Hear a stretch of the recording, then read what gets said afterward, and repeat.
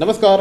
ठाण्याच्या राजकीय, सामाजिक आणि सांस्कृतिक घडामोडींचं वर्तमान चित्र दाखवणाऱ्या ठाणे वर्तमानमध्ये मी नितीन बोरसे आपलं पुन्हा एकदा हार्दिक स्वागत करतो. सादर करीत आहोत आजच्या ठळक बातम्या. ठाणे महानगरपालिका क्षेत्रामध्ये विविध संस्थांना शासकीय जमीन मोफत देण्याचा निर्णय राज्य मंत्रिमंडळाच्या बैठकीत घेण्यात आला आहे. रामकृष्ण मठ, रामकृष्ण मिशन या संस्थेस आध्यात्मिक, सामाजिक, आरोग्य, शिक्षण, महिला सबलीकरण आणि लोकोपयोगी कामांसाठी देण्यात येणार आहे. रामकृष्ण मिशन या संस्थेला आध्यात्मिक, सामाजिक, आरोग्य, शिक्षण, महिला सबलीकरण, लोकोपयोगी कारणासाठी कावेसर येथील 2 हेक्टर 20 गुंठे शासकीय जमीन रामकृष्ण मठासाठी देण्यात येणार आहे. थेट जाहीर लिलावाशिवाय ₹1 प्रति चौरस मीटर नाममात्राने ही जमीन देण्याचा निर्णय मंत्रिमंडळाने घेतला आहे. ठाणे महानगरपालिकेला बहुउद्देशीय सभागृह विकसित करण्यासाठी वडवली येथे 2 हेक्टर 35 गुंठे जमीन देण्याचा निर्णय घेण्यात आला असून तरुण आणि युवा पिढीला रोजगार निर्मिती आणि कौशल्य विकासासाठी या केंद्राचा उपयोग होणार आहे. 2018 मध्ये केलेल्या ठरावानुसार ठाणे महानगरपालिकेने तयार केलेल्या TDRFच्या 31 जवानांना आता महानगरपालिकेच्या सेवेमध्ये कायम करण्यात येणार आहे. या जवानांना न्याय मिळाला असल्याची माहिती या निमित्ताने पुढे आली आहे. नुकत्याच झालेल्या प्रशासकीय महासभेमध्ये या जवानांना सेवेमध्ये समाविष्ट करण्याचा ठराव मान्य करण्यात आला आहे. राष्ट्रीय आपत्ती दलाच्या धर्तीवर ठाणे महापालिका आपत्ती प्रतिसाद दल निर्माण करण्यात आलं होतं. या दलाने ठाणे त्याचप्रमाणे राज्यातल्या इतर भागातही आपत्तीच्या कालावधीमध्ये नागरिकांना मोठ्या प्रमाणात मदत केली होती. त्यानंतर या 31 जवानांना सेवेत कायम करण्यात यावं अशी सातत्याने मागणी होत होती. या संदर्भात नुकत्याच झालेल्या प्रशासकीय महासभेमध्ये जवानांना पालिकेमध्ये समायोजित करण्याच्या प्रस्तावाला मान्यता देण्यात आली आहे. ठाणे गुन्हे शाखेच्या युनिट 5च्या पथकाने बंद घरांची चोरी करणाऱ्याला अटक केली असून 7 गुन्हे उघडकीस आणून लाखोंचे सोन्या चांदीचे दागिने जप्त केले आहेत, अशी माहिती DCP शिवराज पाटील यांनी एका पत्रकार परिषदेत दिली. ठाणे शहरात गेल्या काही दिवसांपासून बंद घरांमध्ये चोरीच्या घटना वाढू लागल्या होत्या. त्यामुळे ठाणे क्राईम युनिट 5च्या अधिकाऱ्यांनी 2 पथकं तयार करून एका आरोपीला चौकशीत अटक केली असता आरोपीने त्रिपुराचा रहिवासी असल्याचं सांगितलं. विमानाने मुंबईत येण्यासाठी तो मुंबई, ठाणे, पालघर परिसरात 15 दिवस रेकी करत असे. बंद घरांचे कुलूप तोडून तो जोगेश्वरी पुलाखाली झोपायचा. चोरीचे दागिने विकून विमानाने पळून जायचा. ठाणे क्राईम युनिट 5च्या अधिकाऱ्यांनी आरोपीला अटक करून त्याच्याकडनं 60 ग्रॅम सोनं, 250 ग्रॅम चांदी आणि रोख रक्कम जप्त केली आहे. आरोपी आहे याच्यावरती पहिले जो 11 गुन्हे दाखल आहेत. त्याच्यामध्ये तो पकडला गेलेला होता पाठीमागं. ते गुन्हे आहेत सांताक्रूजचे 4 आहेत, DN नगर, भाईंदरचे 2 आहेत आणि वलसाड ग्रामीणमध्ये असे एकूण 11 गुन्हे त्याच्यावरती दाखल होते. त्याच्यामध्ये तो अरेस्ट होता. त्याच्यातून सुटल्यानंतर पुन्हा आता तो ह्या गुन्ह्यामध्ये आपण अरेस्ट केलेला आहे. हे गुन्हे त्याने केलेले आहेत. तर अतिशय चांगली कामगिरी युनिट 5 गुन्हे शाखा घटक ठाणे यांनी केलेले आहे. आणखीनही काही गुन्हे याच्यामध्ये ओपन होण्याची शक्यता आहे. तर त्याच्याविषयी सुद्धा आपल्याला माहिती देण्यात येईल.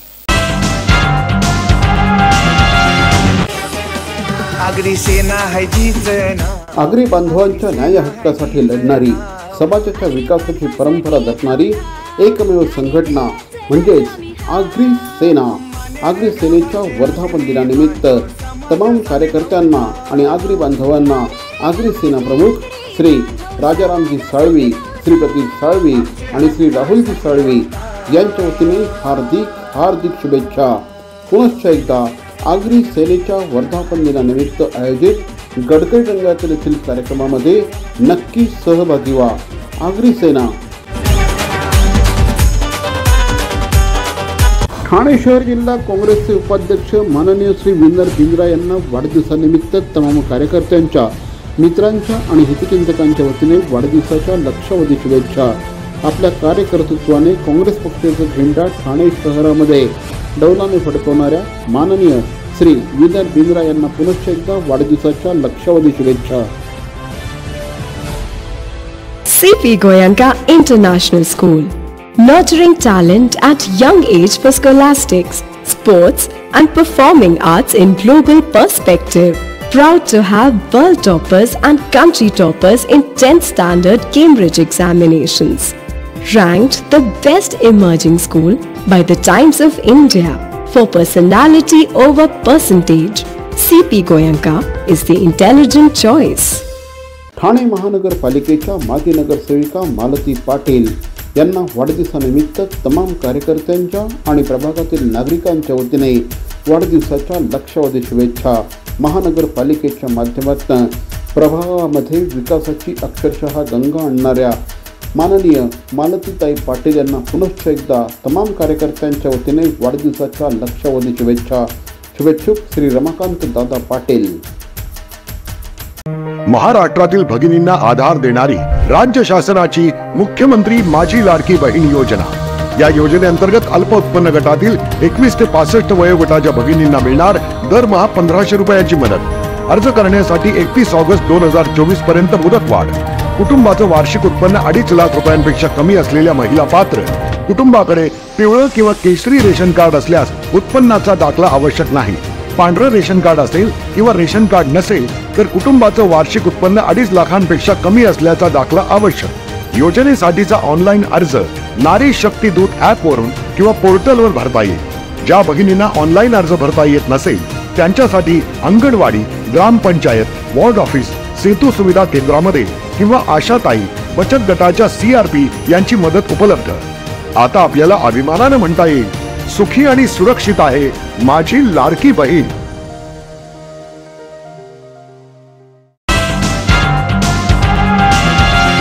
खाजगी रुग्णालयात छोटी शस्त्रक्रिया करायची झाल्यास हजारो रुपये मोजावे लागतात. रुग्णांची आर्थिक परिस्थिती काय याचा कोणताच विचार केला जात नाही. मात्र सिव्हिल हॉस्पिटलमध्ये ठाण्यातील प्रमोद शर्मा यांच्या हाताचा अंगठा अनेक दिवसांपासून दुखत होता. सकाळी उठल्यानंतर अंगठा दुमडला की पुन्हा सरळ करताना त्रास व्हायचा. अंगठ्यावर उपचार करण्यासाठी एका खाजगी रुग्णालयात प्रमोद गेले. या ठिकाणी सर्व तपासण्या केल्या मात्र निदान झालं नव्हतं. सिव्हिल हॉस्पिटलमधील फिजिओथेरपी आणि ऑक्युपेशनल थेरपी विभागात चांगल्या पद्धतीच्या सोयीसुविधा आहेत. त्यामुळे पाय, गुडघे, मानदुखीने त्रस्त झालेले रुग्ण या ठिकाणी उपचार घेतात. याचं हे एक उत्तम उदाहरण आहे. शस्त्रक्रिया करण्याचा सल्ला त्यांना देण्यात आला होता. त्यासाठी 40 ते 50 हजार रुपयांचा खर्च सांगण्यात आला होता. मात्र जिल्हा रुग्णालयामध्ये त्यांचा उपचार मोफत करण्यात आला आहे. 34 वर्षाचा मेल आहे. त्याला ट्रिगर फिगर नावाचा आजार होता. उजवी अंगठा असा जर फोल्ड केला की तो सरळ होणार नाही. म्हणजे सरळ झाला तर फोल्ड लवकर होत नाही. त्यासाठी त्याला बऱ्याच प्रायव्हेट हॉस्पिटलला तो फिरला आणि त्याला सांगितलं की ते ऑपरेशन्स करावं लागते आणि 50 हजारपर्यंत खर्च होईल. परंतु ते आम्हाला कळल्यानंतर आमचे ज्ञानेश्वर सलकर साहेब, कांबळे आमचे फिजिओथेरपिस्ट आणि मॅडम त्या दाखवल्यानंतर त्यांनी सांगितलं की ठीक आहे, आपण फिजिओथेरपी करून हे बरं होईल. आणि काही दिवस फिजिओथेरपी केल्यानंतर त्याचा अंगठा पूर्णपणे बरा झालेला आहे. ऑपरेशनची गरज पडणार नाही. आपल्या सिव्हिलमध्ये आपण टेम्पररी स्ट्रक्चरमध्ये आहे सध्याच्या घडीला, म्हणजे नवीन सिव्हिलचं बांधकाम चालू आहे. तरी आपण कुठले डिपार्टमेंट हा पूर्णपणे फंक्शनल राहायला पाहिजे हे प्रयत्न केला आहे आणि त्याच्यात फलित आपल्याला आपण खूप चांगल्या ट्रीटमेंटकडे करतो आहे. आपल्याकडे पेशंटचा फ्लोही खूप जास्त आहे. अख्या जिल्ह्यातून आपल्याकडे पेशंट येतात. कोकणात गणेशोत्सवासाठी रेल्वेने जाणाऱ्या ठाणे आणि मुंबईतील चाकरमान्यांची एकच गर्दी उसळते.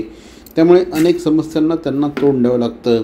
आमदार श्री संजय केळकर यांनी याबाबत रेल्वे मंत्रालयाला पत्र दिल्यानंतर कोकणासाठी 202 विशेष गाड्या सोडण्याचा निर्णय घेण्यात आला आहे. त्यामुळे चाकरमान्यांना आता कोकण प्रवास अधिक सुखाने करता येणार आहे. CSMT ते सावंतवाडी 18 फेऱ्या, सावंतवाडी ते CSMT 18 फेऱ्या, CSMT ते रत्नागिरी आणि रत्नागिरी ते CSMT अशा प्रत्येकी 18 फेऱ्या, दिवा, चिपळूण आणि चिपळूण दिवा प्रत्येकी 18 फेऱ्या, तसंच CSMT ते कुडाळ आणि कुडाळ ते CSMT प्रत्येकी 3 फेऱ्या, लोकमान्य टिळक टर्मिनस ते कुडाळ आणि कुडाळ ते LT टर्मिनस प्रत्येकी 18 फेऱ्या अशा 202 फेऱ्या या निमित्ताने उपलब्ध करून देण्यात आल्या आहेत. केंद्रीय अर्थमंत्री निर्मला सीतारामन यांनी सादर केलेल्या केंद्रीय अर्थसंकल्पाला सामाजिक चेहरा असून समाजाच्या सर्व स्तरातील नागरिकांचा अर्थसंकल्पात विचार करण्यात आला आहे. चाकरमानी नागरिकांपासून नवउद्योजक आणि गरीब महिला, युवक आणि शेतकऱ्यांना अर्थसंकल्पात दिलासा मिळाला असून देशाची विकसित भारताकडे वाटचाल सुरू झाली आहे असं प्रतिपादन आमदार निरंजन डावखरे यांनी आज पत्रकार परिषदेत केलं.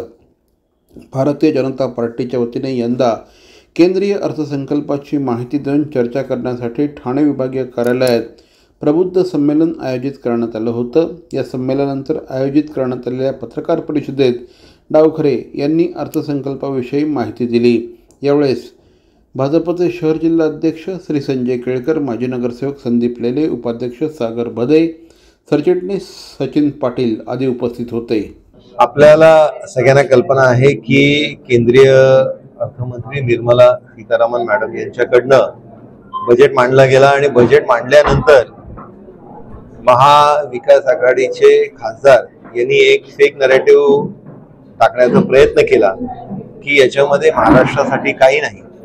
त्याचा स्पष्टीकरण हे केंद्रीय मंत्र्यांकडनंही आलेलं आहे, त्याचबरोबर आमचे केंद्रीय नेत्यांकडनंही आलेलं आहे, राज्यांच्या नेत्यांकडनं आलेलं आहे.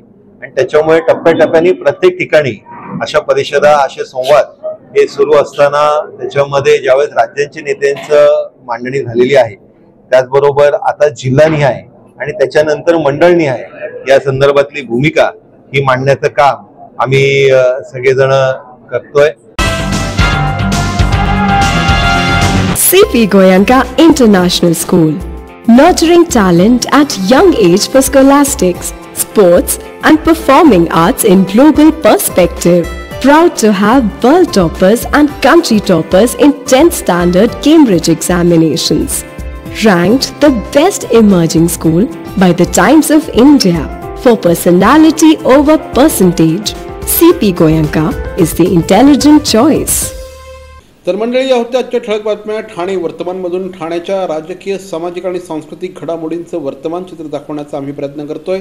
अर्थातच आपल्या सहकार्याची गरज आहे, तेव्हा आपल्या सूचना आणि समस्या आम्हाला जरूर कळवा. आमचा पत्ता ठाणे वर्तमान, Dadoji Konde stadium, shop number 16, Khatan road, Thane पश्चिम. दूरध्वनी क्रमांक 9820939420. तर मग पुन्हा भेटू उद्या याच वेळी याच ठिकाणी ठाणे वर्तमानमध्ये. तोपर्यंत धन्यवाद. जय हिंद, जय महाराष्ट्र.